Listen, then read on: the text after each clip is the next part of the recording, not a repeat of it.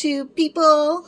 So I just finished my last exchange for the day. It's about 10:30 at night. So what I find is that I am super hungry at night. So after I do my exchange, like 20 minutes later, I'm starving. And so I thought I would go ahead and make up a little platter of what I like to munch on. And I'm ratchet. I did not do anything like to my face today. I took a nice shower. I was up pretty late last night. If you're on Facebook, you know that I have insomnia sometimes, and boy, last night I could not get to sleep till about 3:30, so that really sucked. I always eat an egg at night because eggs are so good to help naturally control fibrin. Fibrin is something that is in your body. It helps to clot, basically. It's kind of like a plasma, I guess would be an easy way to explain it. But egg naturally will help you control it. So your body isn't producing it or overly producing it, because it will get in the way of your catheter inside of you, and it's just a hot mess. So I have to eat an egg a day, and I don't like to eat breakfast necessarily, so that's what I do. I like to eat these eggs, if you can see in this darkness here. Pasture Vital Farms raised, I don't know. Anyways, I like to support that type of farming. I think it's healthier for people. So I'm just going to grab that. I'm so happy that what's it called? Fry's has cherries. I guess it's cherry season, so I'm actually going to take a handful of cherries and eat those. I'm very excited about that. Look at how gorgeous they are. I don't know. Yeah, you can tell in this light. So I'm going to be a little generous there. Got my hard-boiled egg. I actually buy two. Typically I buy two dozen eggs a week, and then one of them I will definitely do hard-boiled, and then one container I will leave for like recipes and so forth. I'm super lazy today, so let me see what the easiest way to do this is. I think I'm going to eat my pear as well because it just looks delicious. I haven't had a pear in a really long time, so and I have this weird thing where I don't like to break skin with my teeth. I know, it's weird. So I like to, as much as possible, just break it for my teeth because it freaks me out. So I'm just gonna cut these in half. This was just earlier, like some bread particles. It's fine. I mean, come on. There's more things to worry about than breadcrumbs on my little cutting board.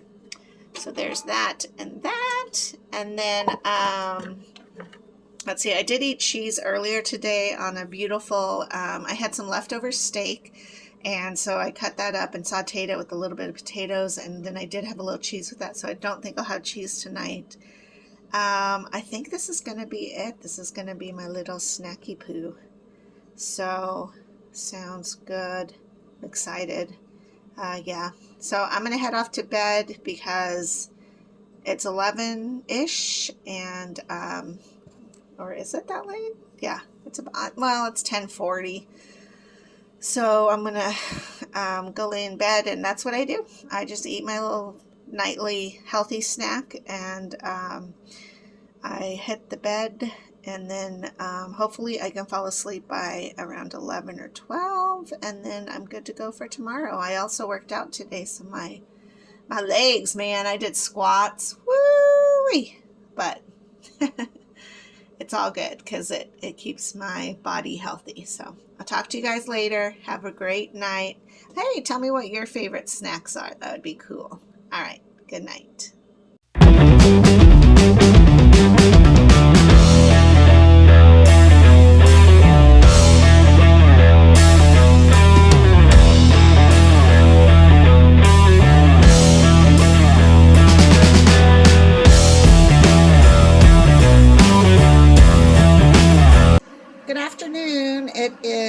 Thursday, and I just finished a short workout class.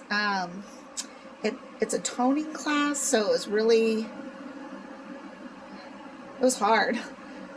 Very slow, but also fast-paced, really precise movements. I'm empty, so I don't have anything, and I'm not dwelling. But it was hard. I'm like so tired. I don't know. It's weird too because I feel like I should have been working out for like an hour to be this tired. Although I really can't work out for an hour anymore because it's just, my body just won't do it. So I'm really excited that at least I got a workout in today. Yesterday was totally shot. I did a stretch class, which was really good, where that's all I did was stretch. And if you think that stretching is not working out, then you are sadly mistaken, because stretching, whether it's yoga or just strictly stretching, is a workout. So I want to encourage you to totally do that, because anything is good. Even like walking in place, watching a movie, or whatever it is that you're doing, maybe some arm lifts or circles or something. But I do know that I have to stop having this weird expectation that I can still do what I used to be able to do. And it's hard. Like, half of me is like, why are you so weak? And the other half is like, girl, you got it good, man. Like, at least you're doing something. So I don't know. It's a struggle, but at the same time, I just want you to continue to do whatever it is you're doing that's helping you feel better. And I'm going to focus on not feeling guilty or shame for not working out longer, or more excessively, because I do find that I'm very conscious about not stressing my stomach region.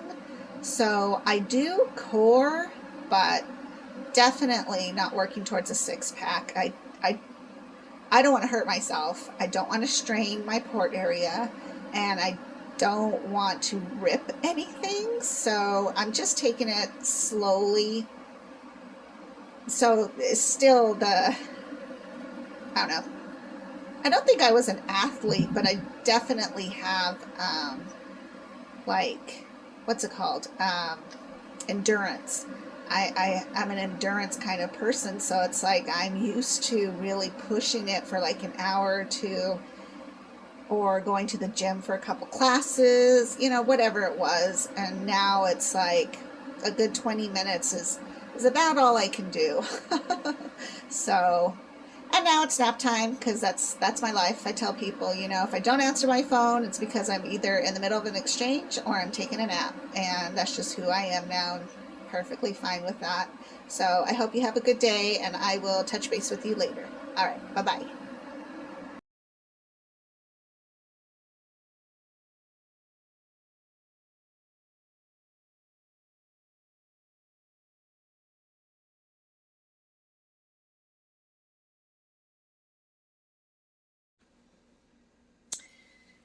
Hi, happy Thursday. So, I don't know why I said that. So I just decided to jump on here really quick because I have going to eat some dinner, and I think I'm going to go out down to 4th, but I'm not sure. 4th is downtown for Tucson, and there's some live music going on, so I think I might head down there and do that. But I wanted to tell you about a phone call that came in earlier, and it was from my caseworker. So when you start on dialysis, and actually the whole kidney thing, you get a lot of people who are your support team. So not only do you have your doctor or your nurse, you also have caseworkers, and then I don't know, like there's just a whole bunch of them. I literally have a notebook that I write all their names and numbers and kind of a little bit of what they do, because a lot of times you're dealing with not just your dialysis center, which mine is DaVita, but you also deal with the hospital side of it, which is, for me, it's Banner. So because of that, then I got my phone call from the transplant part of this whole journey. And it was really great. I got to talk to her quite a bit about like where I was at with transplant, what my feelings were. Um, for those who don't know,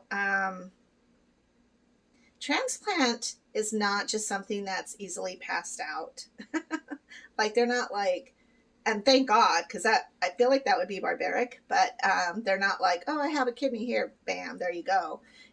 It's a process. So not only do you want to get the best kidney possible, but you also want to be ready to home or house that kidney and take care of it. So your body needs to try to be the best it can be. I feel like you need to be the best you can be in order for it to become successful, because transplant can actually not work. I know people who have had 2 transplants and went back on dialysis because the transplants weren't working with their body. I don't know.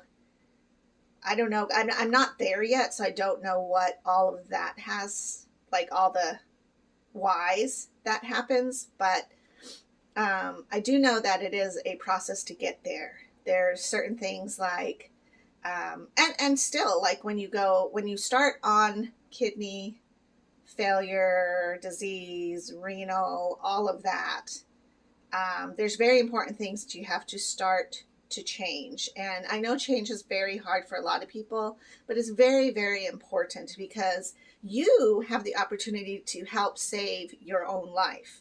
You have the opportunity to get a second chance at life, if you will. You have the opportunity to really take control and do the best you can in preparing yourself and your body for this whole new thing that's going to happen. So with that, I know like it's very important that you don't smoke, you don't drink, you don't eat fast food. You watch what you're supposed to be eating and not supposed to be eating. And if you have a good clinic, they're going to give you a whole list of foods that are good and bad. And those can be frustrating because I've noticed that across the board, different centers have different ideas. Because we're so individual, you have to decide what is okay for you, or what you're willing to risk, or what you're willing to try in order to help. Because when it comes down to it, you're in charge of you. So if there's any time to be selfish or in control or controlling, this is the time, because you can be in control of yourself. Although there's a lot of bad habits you have to let go. Now, 3 years ago, when I realized my kidneys were getting on the edge of being bad, I actually started my journey then, especially when it came to food. So I had, let's see, I didn't do fast food. I stopped as much processed food as possible, which is really hard. And when you have family and kids, it's so much cheaper, and it is so disgusting that it is cheaper to buy a Happy Meal than it is to buy a quality amount of salad. And I really think, though, that today's world is starting to change that. And I think that the newer generation, maybe the 20-year-olds, that range and up, are really starting to take notice of health, and really pouring into what their desires are. For example, my daughter is vegan, and then sometimes she's vegetarian. Mostly, though, she's pescatarian, which means that she eats fish,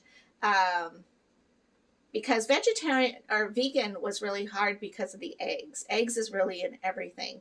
And again, it's difficult when you're a family of like 7. How do you feed them on a healthy diet if you're not a farmer, you're not wealthy? I mean, it's just, it's difficult. And I realize that it's very difficult. But for you as yourself, it's time for you to just take responsibility and to be able to do what's better for you. So maybe the family is eating that spaghetti and tomato sauce and all of that, and you have to do spaghetti squash. It does take effort. It does take a lot of time and it takes effort, but you are saving your life so that you're around for your family, so that you're around for your children. And that's the bigger picture. You're valuable. You are worth celebrating. You have a beautiful life that you are in control of, and you need to be able to rise up and decide that you want the best, healthiest life that you can possibly build for yourself. And there's a lot of programs and a lot of ways to make those things happen at an inexpensive cost, but it does take a little bit of legwork. So, with all of that said, when I started the journey, I did let go of a lot of the foods. Now, I'm from Tucson. Actually, I'm not from Tucson. I was born in Peru, thus Peruvian princess. But I have lived in Tucson for a pretty long time. And so one of the best things here in Tucson are Sonoran hot dogs. I mean, they're great. They're wrapped in bacon. The hot dog itself is delicious. I don't know where they get the buns. Maybe it's just regular buns and I just have no idea, but it is so good. The toppings, wonderful. But that is one of the worst things you can eat when you have kidney disease, because there's sodium, there's the fat, the bad fat, there's the pork. Okay, if I eat bacon or if I eat pork, I will eat bacon. But I try not to eat pork because I just don't think it's good for your body. And I don't want to I don't want you guys to get upset, especially pork lovers, because I love me a good pork chop, let me tell you what. But it's just a harder meat for your body to process. And if your body's already struggling, don't give it more of the struggle. So that's why it's important once you start on your journey that your nutritionist, because your center should hook you up with a nutritionist and they'll be able to help you and introduce you to new foods and be able to say, these foods you need to avoid. These foods are special occasion. These foods are okay. Let me think. What's an okay? Like onions, cauliflower, celery are good. And this is before dialysis. Avocado, no. Tomato, no. Cantaloupe, no. Bananas, no. So then there's a special occasion, like let's say I go to a wedding and they have avocado dip. Well, it's okay. I can have it just that one time. So it's not like you're totally cut off forever, never, but it is something that you want to definitely take in consideration is your diet. This one's hard, and I know, honestly, for people who've known me for a while, you're like, you did? But yeah, I used to drink soda. I love Pepsi. Pepsi was so great. My friend and I at work, I used to work retail, so she and I would take turns each week. This is so embarrassing. We would take turns each week getting the 24-pack can of Pepsi, and we would drink the whole freaking things, like all the cans, and then the next week the other person would get another case of it. I mean, 3 o'clock hits and I start to droop because I'm usually high energy, and then 3 and I'm like done. So I would need a Pepsi. So it was just terrible. And when 3 or 4 years ago, I just decided I can't do that anymore to my body. And I was really overweight. I'm still curvilicious and I'm proud of it because I am Peruvian and we be curvy. But I was close to 200 pounds at that point, and I was just eating a lot of my feelings and I wasn't taking really good care of my body. And so once I kind of got that wake up call about, hey, your kidneys are kind of dying, then I was like, oh, okay. And I had to really change things, which meant that I had to change it also for my family. What's wonderful is that my daughter is really good.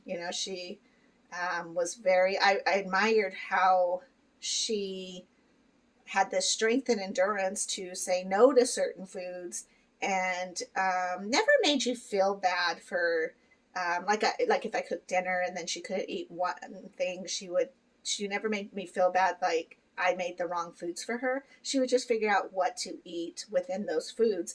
And that is really important for you as well. You've got to figure out what kind of foods you can eat and what kind of foods you can't eat. So with all of that, no smoking, no drinking.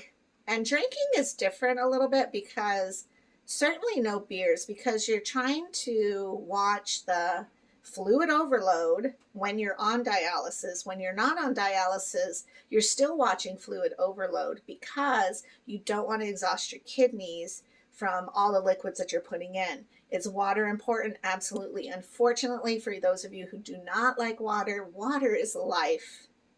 It's just what it is. Now, my mama, she's so cute. She buys a little, she has Safeway nearby her, so she buys the little water flavoring things. And the grandkids love it because, you know, they each have their own little bottle and stuff when they go over there. And I don't know how I feel about that because I'm not sure exactly what that substance is. But if you hate water, you might try that just to start you down the path. Another thing I did was I started drinking tea. And now they make some really great teas that are for specifically iced tea, but not like sun tea. Of course, there's green tea. So, you know, you do have options. If you can start to ease off of the soda, that would be wonderful. And I really think that your nutritionist will be able to steer you in the right direction, your doctor, your care team, all of that. But again, they can only give you the information, and they're always so sweet about it. And when you start like the training for PD, they put these little videos on for you to watch, and it's like, John goes to a picnic. John wants to eat this or this. Like, which one should he choose? Over here is like, okay, another secret. I don't know why, I love Church's chicken. And my kids will tell you when they were little, we would buy the big box and eat off of it all week. I don't know. I know that there's others, you know, Popeyes, KFC, you know, but for some reason, I'm just a Church's chicken gal. And let me tell you, my go-to food when I'm sad, mashed potatoes from Church's. Yeah. But I've had to put that and throw it out the door because I'm not going to, you know, like grease up my veins and arteries with the grease because that's not good. So I've had to learn too. So don't think that this is easy for me or that I've, you know, it's been a journey, let me tell you. So anyways, back to the little video. And I'm like, you know, so they have that, and then they have like maybe like a chicken patty kind of sandwich thing. And they're like, which one should John eat? And I'm like, neither one. Put it down. Throw it in the trash. And it was so funny because I think that my care team I think is very surprised by my behavior, maybe my personality. I do freak out some people, but because I'm very passionate about trying to do the healthiest thing for my body. So I was like, John, throw it away. And they're laughing because they're like, wow, we've never had somebody say that. And I was like, just don't even risk it. Like, don't do it. Like, I take this very seriously. Going through PD training is overwhelming enough, but you get through it. You have wisdom. You're in control of your body, and they give you the tools to really succeed. So succeed. But one of the things is what you're eating. So no drinking. Oh, back to drinking. So on dialysis, you can drink, but it's really important. It's like if you choose to have that occasional drink, it needs to be like a whiskey, or I don't even think wine is good. Maybe certain wines, depending on how they're manufactured and produced, because of the I always say it wrong, but I think it's phosphates inside of alcohol itself. It just exists. It usually can't be not there. So I know when I did drink a beer here and again, I would have Heineken because that's from Holland, and for some reason, that just didn't hurt my kidneys. So I would drink. I mean, you go to a picnic. Here I am, John. You go to a picnic and you're like, oh, okay, I'll have like, you know, a Bud Light or something, which I don't drink Bud Lights. I'd rather drink water than a Bud Light because I feel like it's the same thing. I'm so sorry for those of you who love it. Anyways, now all the hate's gonna come because they're like, she hates Bud Light. But let's say I get a Dos Equis and I noticed like my kidney would hurt about an hour after. There were certain foods too that I would consume. I love QT pretzels. Oh, they're so good. But about 10 minutes after I eat one, my kidney would really hurt. I don't know why that is. I know it's not in my head. Just the facts. So I decided, it's like, so I don't eat that. I just, whatever hurts my kidneys. But I did find that Heineken was okay for my kidneys. It didn't hurt them. But I'm not a big drinker anyways. I mean, I'm a lot of fun. I go dancing all the time and I don't need anything to help me get going. Let me tell you, it's just who I am. So, so there's that. There's the alcohol, and then you really need to not smoke weed. And I know that's like a, I don't know. I think marijuana definitely has its place in the world. I think it was definitely something that helps a lot of things. But I have seen the side of it that is abusive and addicting. And so that's a whole nother story, but I'm not anti-marijuana, but at the same time, it's like I told my kids with drugs and alcohol, like if you want to smoke a joint or you want to drink a beer, please do it because you are celebrating something or because, you know, don't use it as the escape to your emotions. And that's the dangers of drugs and alcohol, of course, and food, actually. Food, because I used food as a way to, I was an emotional eater. And so, you know, those things, when we run to those substances to try to satisfy whatever's hurting in our hearts, then it's just not good for anything. And we end up ruining our lives. We become unhealthy, we become an alcoholic, we become a drug addict, you know, whatever happens. So I just like want to encourage everybody that if you do participate, it's because you are happy. It's not because you're angry, sad, resentful, vindictive. God, so many things can lead to so many other things, you know. But one of the important things about not drinking is like when you're trying to hook yourself up to your machine, you still have to be sterile. There's times that I've been super tired hooking myself up and I've had to stop and methodically think through every step so that I'm not like just, oh, you know, like so tired and trying to hook up here, you know, or like yanking something on accident. No, you have to stay vigilant in knowing what you're doing when you're disconnecting and connecting to your PD. So I think that's a big reason why they don't want you to be a drug addict, an alcoholic, and probably into weed because marijuana just can cloud your mind. You know, anything substancey can cloud your mind. And so I don't think they really say that to you, but that is there. I don't know that they don't really come out and say those things, but when you are in transplant mode, and I've had people, lovingly, wonderful people say, I will give you a kidney. So the fourth thing is prescription drugs. You cannot be hooked on a whole bunch of prescription drugs and offer a kidney. So I've had, like I said, wonderful, wonderful people come to me and say, I will give you a kidney. Let's save your life, all this stuff. And I'm like, okay, so you can't be a drinker, smoker, midnight toker, or prescription drug user because you want to offer the best kidney you can to the person. It needs to be healthy. It needs to be ready to go. The kidneys work so hard. You think PD dialysis is a lot? No, not compared to really what your kidneys are doing. So because of that, you just have to try to be as healthy as possible. Another thing is you can't be overweight. So as a donor, I'm not sure. I feel like you can't be out of a weight range for your body type because you would be stressing your kidneys. The more you weigh, the more your body has to work, whether it be your lungs, your heart, your brain, your kidneys, your liver, all of it has to work super harder to get you going, to stop you, to get you up, to get you down.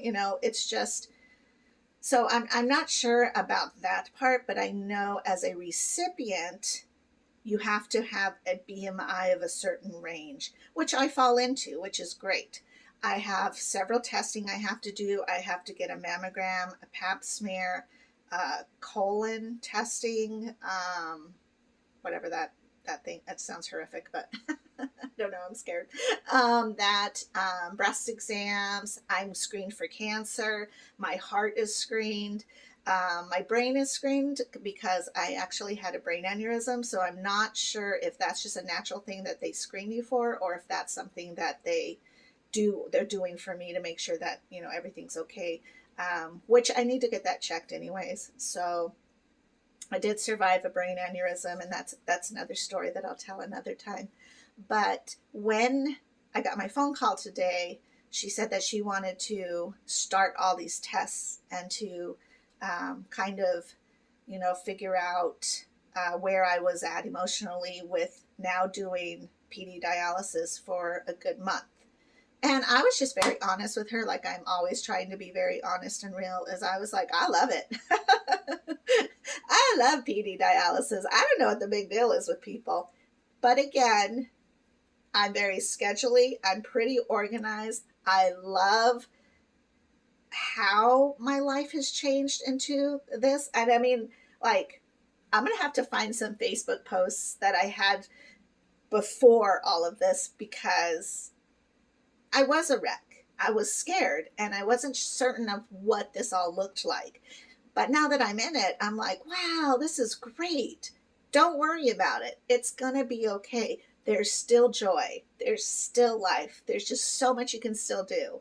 So I think I shocked her because she was just kind of quiet, and she's like, so are you even interested in a transplant? And I was like,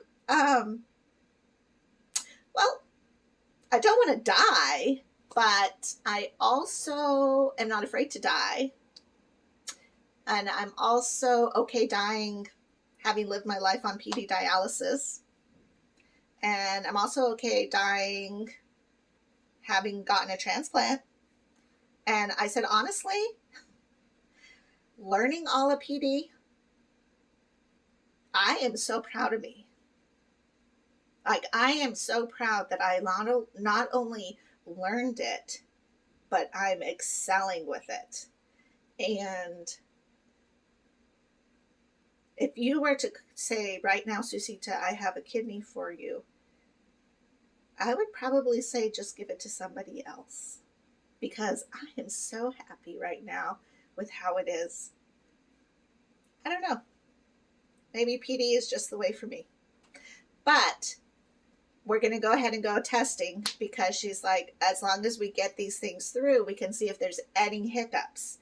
And it takes a long time. It's not like, I do testing and then a week later they're like, here's a kidney. It takes a long time. Plus, I'm not the only person on the list. I may be the only person in this world to myself, and I may be the only Peruvian princess you will ever know, but I'm not the only person in the world that needs a kidney. And there are definitely people I know who have come to me and said PD dialysis was insane. I couldn't do it. So they actually switched over to hemo. There's some people who are just, they're not the same as me. That sounds funny, but I don't know how to say it otherwise, but they're struggling. And I don't even want to go to like, do I deserve a kidney? Psh, that's not even like, no, that's not even a healthy conversation. It's, I will get a kidney when the part of my heart says it's ready for me to get a kidney. And right now I am completely content in what I am doing with my life and completely content with the journey. And so if a kidney popped up tomorrow, I would say give it to the next person because I am content in who I am and my life right now. Eventually down the road, who knows? You know, a couple months from now, maybe a year, and I'll be like, man, this stuff sucks. I'm done. Then I can definitely uh, let her know, and then we'll go from that point. But I will get my testing done, so I'm going to start getting those kind of out of the way because, not, for some reason, doctors just don't open their doors to Peruvian princesses, I guess, on high demand, but whatever. So I'm just patient. That's what I learned in life. Be patient, be content, be happy, and all things work out. It's all going to be good. So I had a really good conversation with her, and I'm glad that they reached out because, people ask me a lot of times, like, just get a transplant. It's like you have no freaking idea the process of transplant. Um, so yeah, that was my morning after or this afternoon. So I'm going to eat my little dinner because I don't really eat a lot, but today I'm going to eat something because I'm starving for some reason. So I'm going to treat my body with some good fruits and vegetables, and then I have to eat my egg. So yeah, and then I'm going to be ready here in just a little bit for another exchange, and that is just my life. So I appreciate your support. I love you guys. Thank you for watching. Please subscribe and hit like. All my videos are just going to be weird and random because that's just who I am. There's not going to be a major format to any of it. Sometimes my editing is going to be like, and other times it's going to be like, what was she thinking? And other times it's going to be like, wow. But that's just who I am. And that's life, isn't it? Take the good with the bad. All right. Have a good night.